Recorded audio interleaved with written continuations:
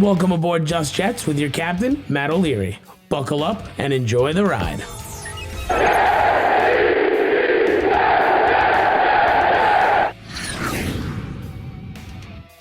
Hello and welcome to Just Jets episode number 127. What's going on? I am Matt O'Leary, going to be hanging out with you here for the next little bit. We are going to get into some Madden ratings because it's that time of year again and how some were kind of disrespectful, some were fair.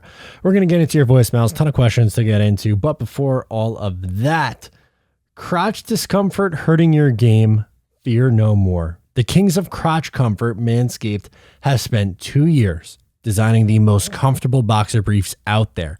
They're sleek, they're soft, they're comfortable, flexible. The brand new Boxers 2.0 from Manscaped take your balls to the royal ball throne.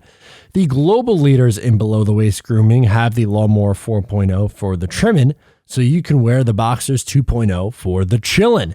They even trademarked the jewel pouch, so you know it's serious. I think it's time you invest in your family jewels. So let your bulge breathe and get 20% off and free shipping by using our promo code here, JETS20, that is JETS20, for 20% off and free shipping. Get yourself the Boxers if you just want to be comfortable, which, let's face it, guys, I know you want to be comfortable. They are the most comfortable boxers you'll ever wear. I love when they reach the top of the drawer.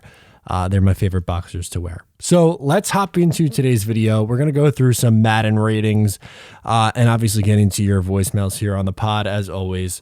To no surprise, Quinnen Williams is the highest graded New York Jet. He comes in at an 86 overall. Solid. No issue there. Carl Lawson at 83 overall and CJ Mosley's an 82. Those are your top three Jets. Not super surprising. There are some ones that I thought were a little bit disrespectful. For instance, DJ Reed at only an 80 seems a touch on the low side. You also have guys like Sauce Gardner coming in at a 78 overall, seems a little bit low as the fourth overall pick. Makai is still a 78. Jordan Whitehead at 77 is just, that's low. That's really low, especially for the strong safety position. I'm not saying he's got to be a star, but there's no reason that he can be, I don't know, an 82, somewhere in that range. I think he should be significantly higher than where he's at. Bryce Hall was a 79, which that's not super crazy, but Breece Hall was a 76, which again feels a tad on the low side for the first running back selected in this year's draft. Garrett Wilson also a 76. I think both those guys should be a little bit higher, maybe low 80 for Breece Hall. Garrett Wilson maybe a couple of points higher, like a 79. Elijah Moore comes in at a 79, which obviously room to grow there, but I think Garrett Wilson should come in around that mark too. Fant is another guy on the offense who's a little bit on the lower side, 77 overall, which after his year at left tackle and how he was as a pass protector, I don't know how he's not a little bit higher. Braxton Berrios at 75 feels pretty low. Ashton Davis at 74 seems a little bit on the higher side. I thought he would be like, how is Ashton Davis only 3 points worse than Jordan Whitehead? That doesn't make any sense to me. I don't know how he's there. You have Elijah Vera Tucker coming in at a 74 overall. That feels probably a little bit on the lower side. I know he was an up and down rookie, but still, I feel like he should be in the upper 70s. Zach Wilson's a 73. Obviously didn't have a very good rookie year. I think there's room for growth there. There's not really any other ones that jump out a whole lot. Who's the worst player on the roster? Let's scroll all the way down. Poor Thomas Hennessy is a 31. How about Mike White at a 56? I'm not a Mike White guy, but that feels low. You can't get Mike White into the 60s. There's no reason he can't be a 64 overall. 56. Yuck. That sounds way low for him. Let's see who else is in the bottom of this roster. Connor McDermott, 56. Accurate. Kenny Yeboah, only a 63. What?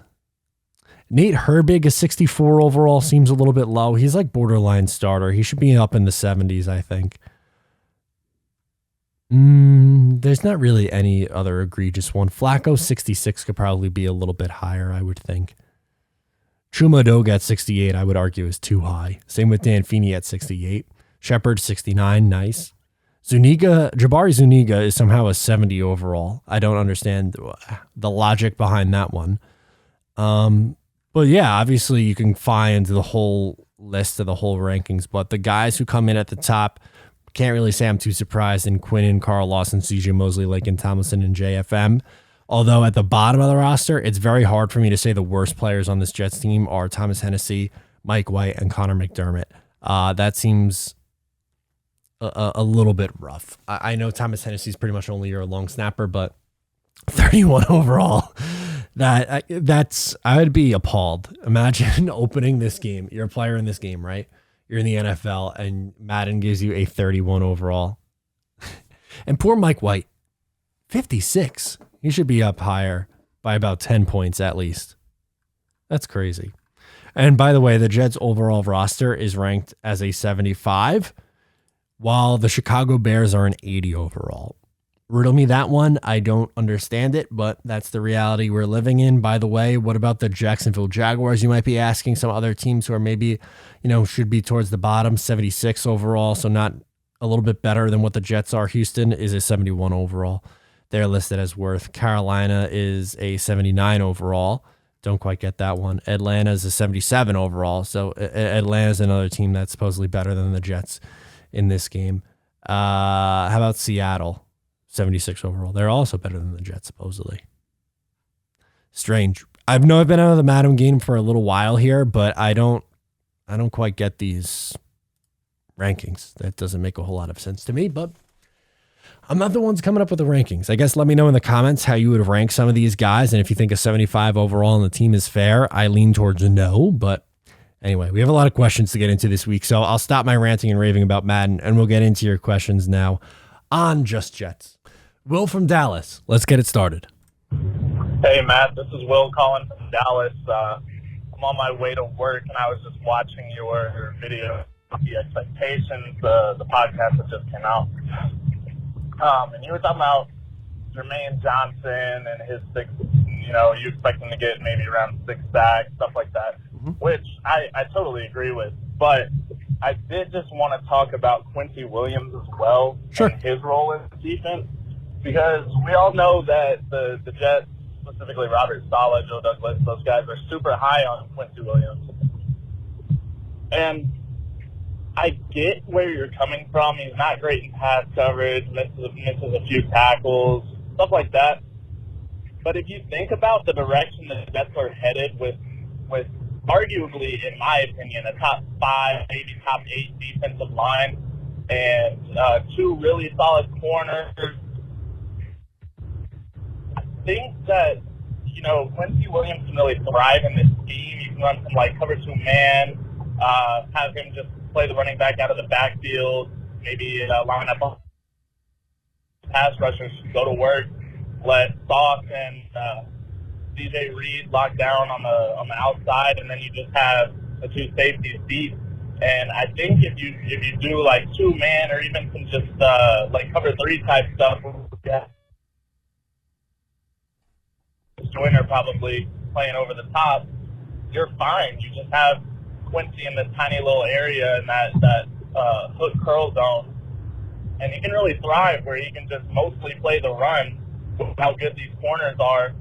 And I think he's really going to thrive this year. I think that's why they're so high on him. It's just the way that this team is built. It's a really exciting time to be a Jet, honestly. This defensive line looks legit, and I'm really excited to watch them go to work. Just let me know your thoughts. As always, go Jets. Yeah, man. Thank you for calling in. Sorry you're breaking up there a little bit, but I think we got the gist for the most part on the point you're trying to make on Quincy here. They obviously, you're right. The Jets obviously like him a lot, and they are confident in him because they haven't brought in anyone else really through free agency or the draft to round out that room. So he is going to get some playing time.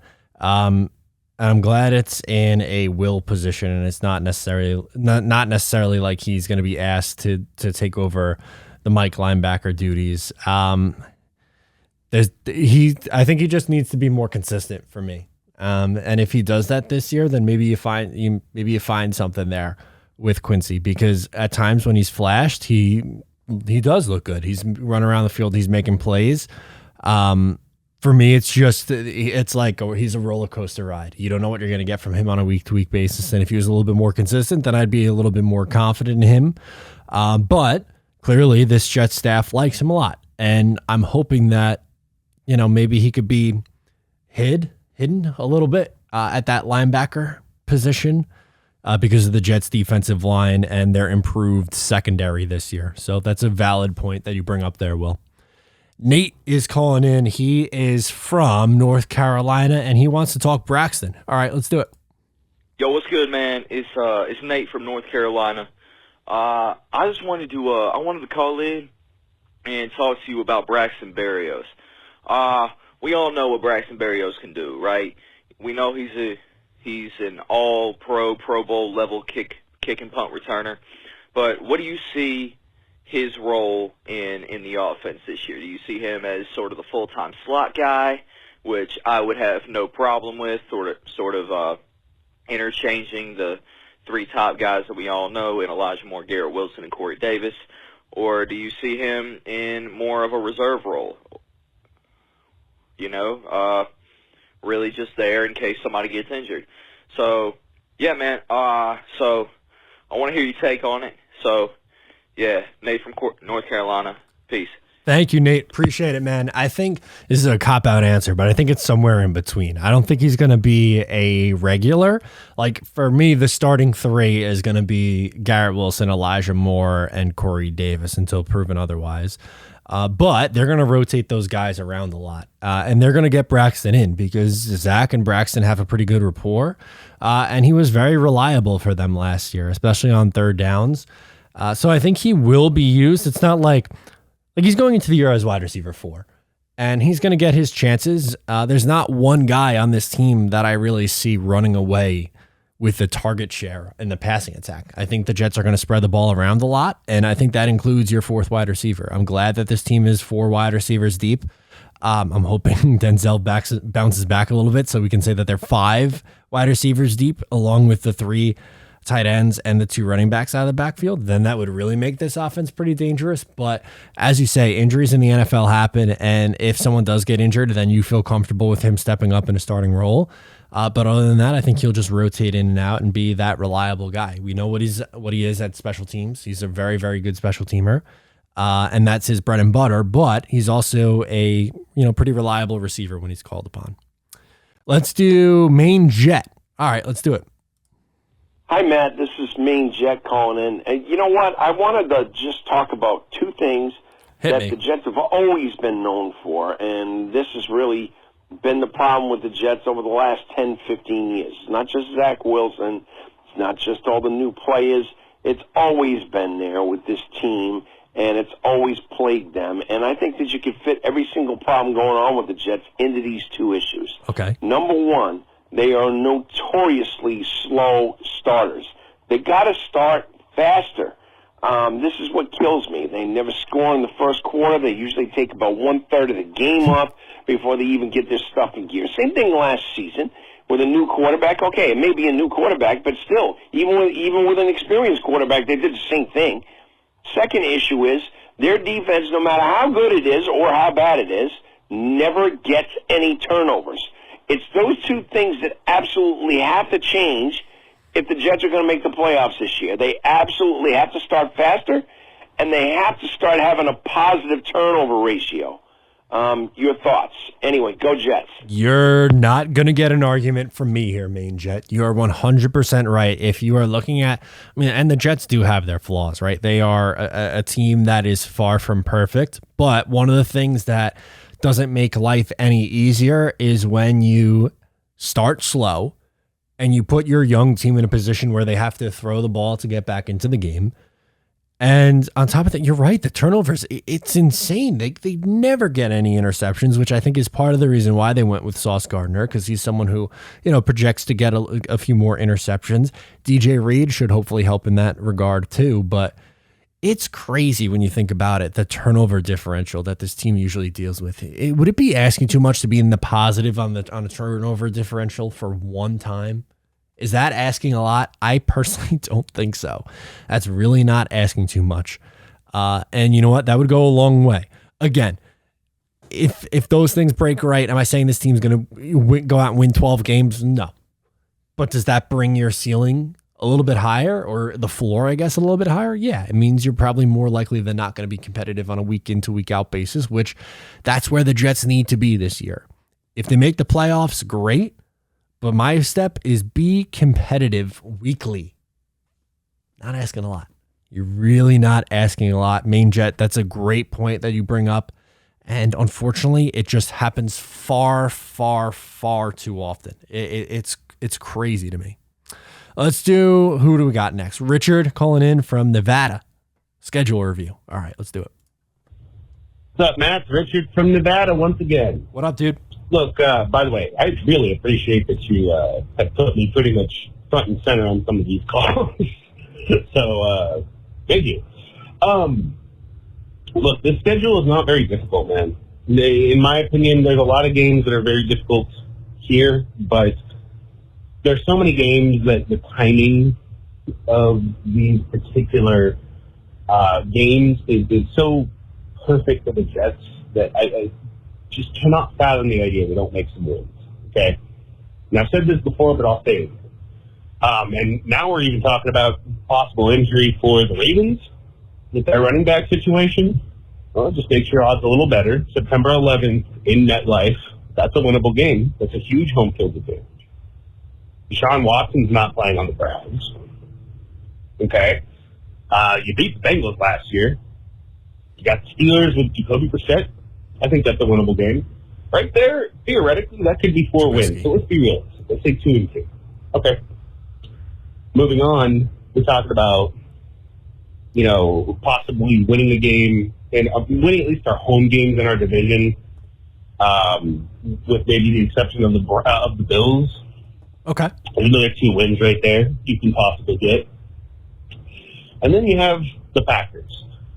Statistically, the Jets have done very well against the Packers, and they don't have Devontae Adams because he went to the Raiders, and my wife is very happy about that. You can beat the Packers. You can beat a lot of these other teams. Okay, so maybe you lose against the Bills. Now you look at the second half after the bye week. There are so many freaking games on that end of the on the end of the season that there could be some wins here. So I want to stop hearing this narrative. The Jets' schedule is difficult. We're going to get beaten out by some of these teams automatically. No. I think we genuinely have some wins here, man. Anyway, thank you as always, Matt. Have a good night. Yeah, I appreciate that. Thank you so much for calling in. And you know what? I don't think the strength of schedule is as hard as some people are making it out to be. If you go by win percentage, the team with the toughest schedule is the Rams at 567 on their opponent's win percentage. The AFC teams, the Jets are somewhere around, I believe 16. So right around the middle of the pack. 17. 495 win percentage is their opponents have. There's going to be some games to be had, man. You're right. And I think if you go 2-2 in your first 4 games against the AFC North, you split with, let's say, the Dolphins and the Patriots. I would love to split with the Bills, but let's just say you don't. You win 2 games in the division. So that is 4 wins right there. You got to beat teams like Detroit, Chicago, Jacksonville. Now you're at 7. A couple other wins go your way. The ball bounces your way a couple times. Then maybe you're sitting at 8-9 wins at that point. It's not that difficult. You're right. And I kind of am tired of that same old excuse. We hear the excuse of the schedule so often. It's just enough. Enough is enough. Start winning games, please. It's not really asking a whole lot at this point. We're going to go Tyreek. We got a ton of ideas from Tyreek, so let's do it, man. Hey, how you doing, man? It's me, Tyreek again. I called a couple of times. Not really a question, not like that. I'm just leaving my message again, like I told you. I didn't get on the. I wish there was a way for us to talk one-on-one over the phone. You know what I mean?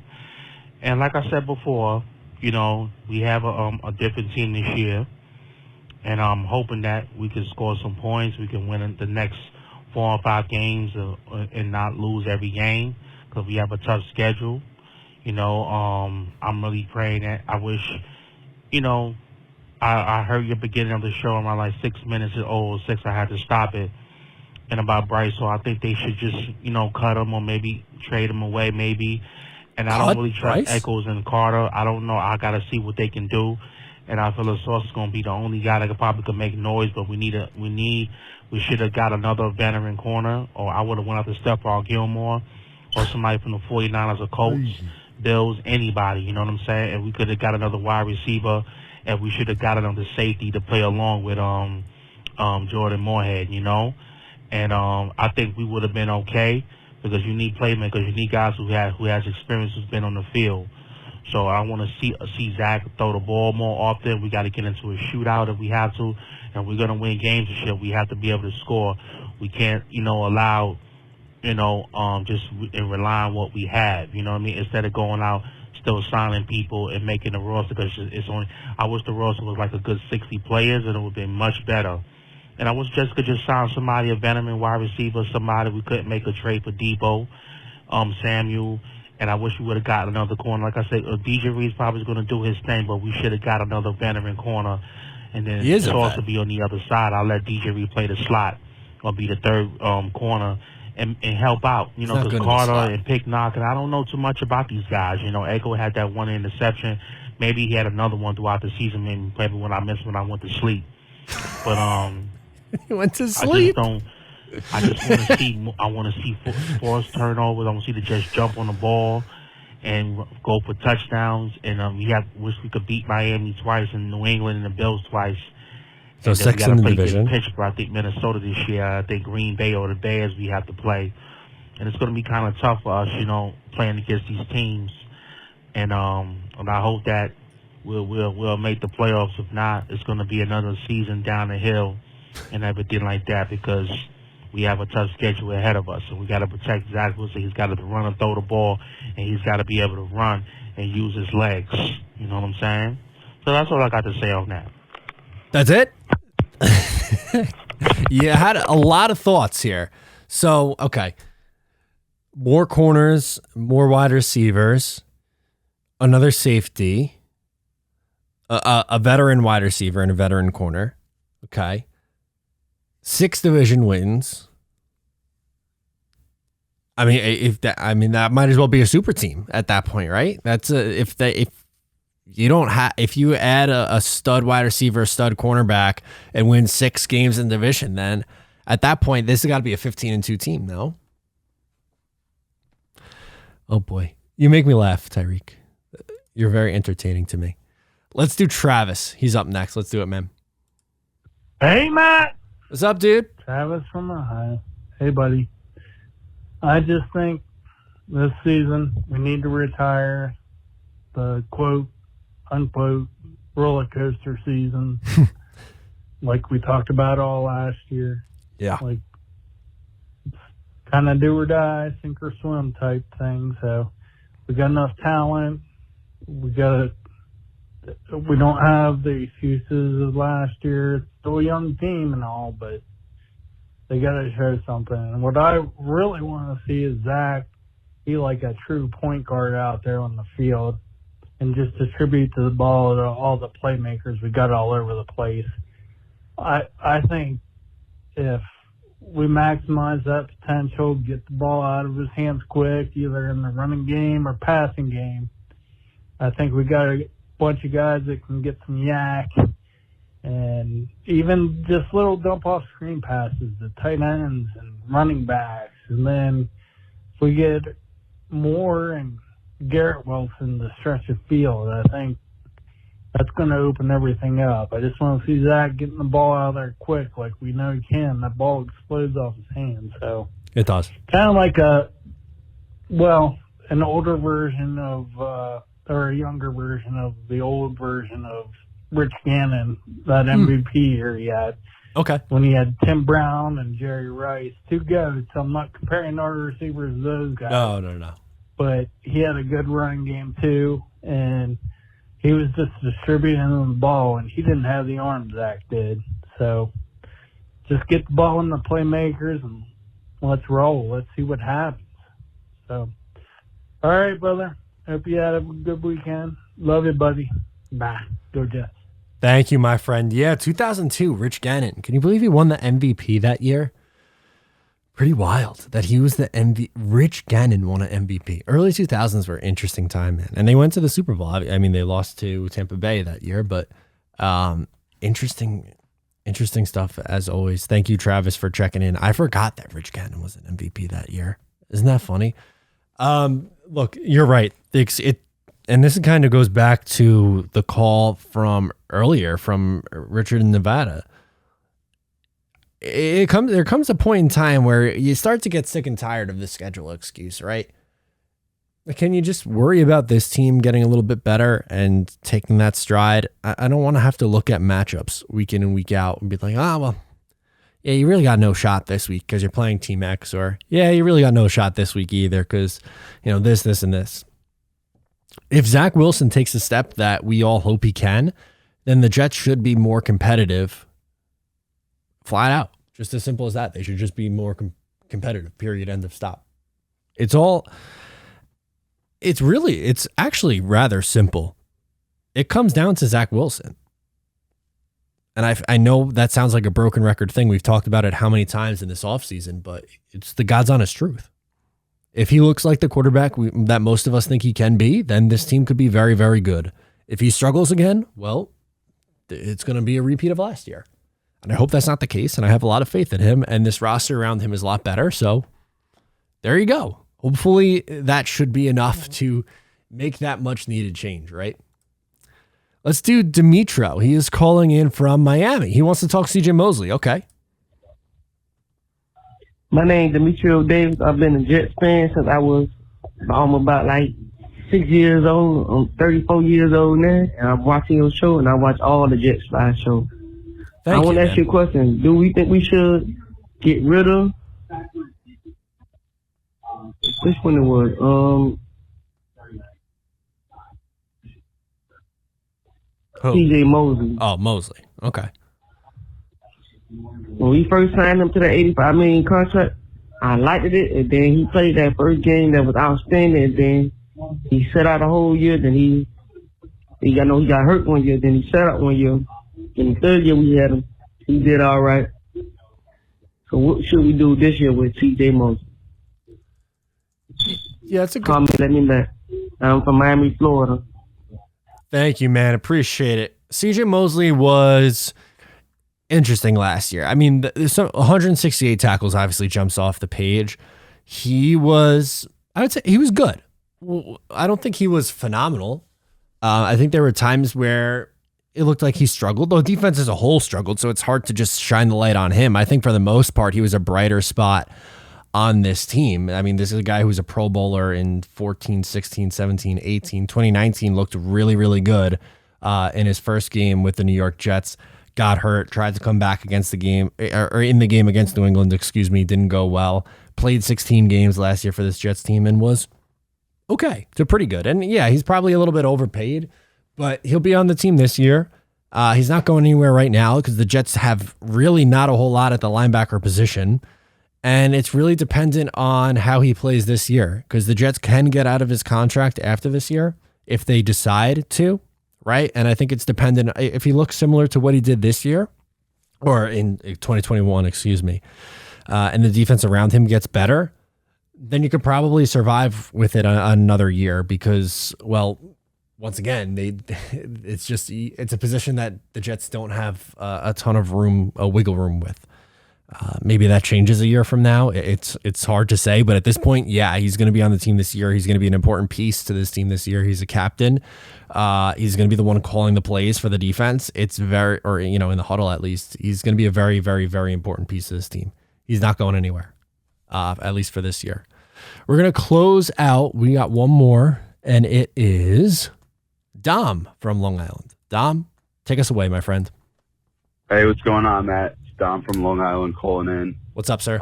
It's been a while, so I actually just wanted to touch base on like one or two topics.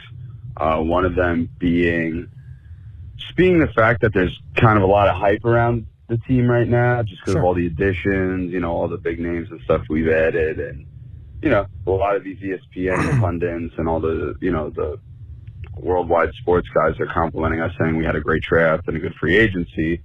But if you remember, it was just over a year ago that these same people were saying that Trevor Lawrence should veto being drafted by the Jets, that he should not allow himself to be drafted by the Jets. Fast forward a year later, the Jaguars are an absolute mess and essentially had the Jets off season, but with lesser caliber players. So I just think that we should always remember we're the Jets. We got the chip on our shoulder. Always be underdog, no matter what these people on ESPN say. So definitely don't want to lose that with all the hype around the team and everything.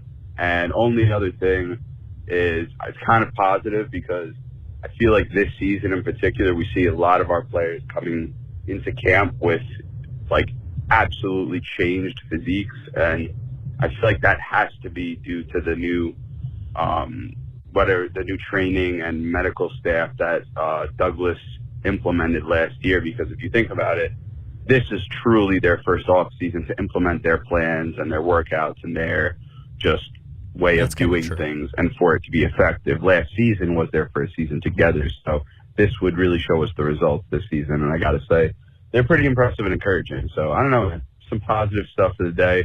Yeah, go Jets. Thank you, Dom. I like the positivity here. And you know what? From your call, that really stands out to me is it's interesting. And it's something that I had a hard time dealing with, is that the Jets getting some credit for the offseason after, like you said, for years and years and years, it was just pile on, pile on, pile on. I'm hoping that things are trending in the right direction and that it's not just Jet fans seeing it, and that, the fact that these other people are seeing it is a bonus and a major, major plus. But I am a little apprehensive with it, and I had a hard time, figuring out how that made me feel throughout the offseason. It was difficult. And you know what? Guys like Denzel Mims coming in the best shape of his life, guys like Zach Wilson, it's going to make a difference. And one thing that you can say about these guys who are coming in the best shape of their life is if it doesn't work out, you can't say that it's for a lack of trying. Effort won't be a question with these guys, which that I will take as a positive, because you know what? In regimes gone by, didn't necessarily always have that. So I think it's okay to hang your hat on that being the positive, that from all of this whole experience that we're getting with these guys coming in and these guys looking in much better shape, is that people are buying in and the effort is there. And you know what would make things even nicer? Some wins on the football field. Let's end on that note. How about that? Thank you to everyone who called in. Thank you for listening. Please make sure to subscribe, leave a rating and review or a comment. That really helps. I appreciate all the love and support from each and every one of you. Training camp is here. Football season is here. 2022. Let's do it right. I'm Matt O'Leary, and I'll talk to you next time.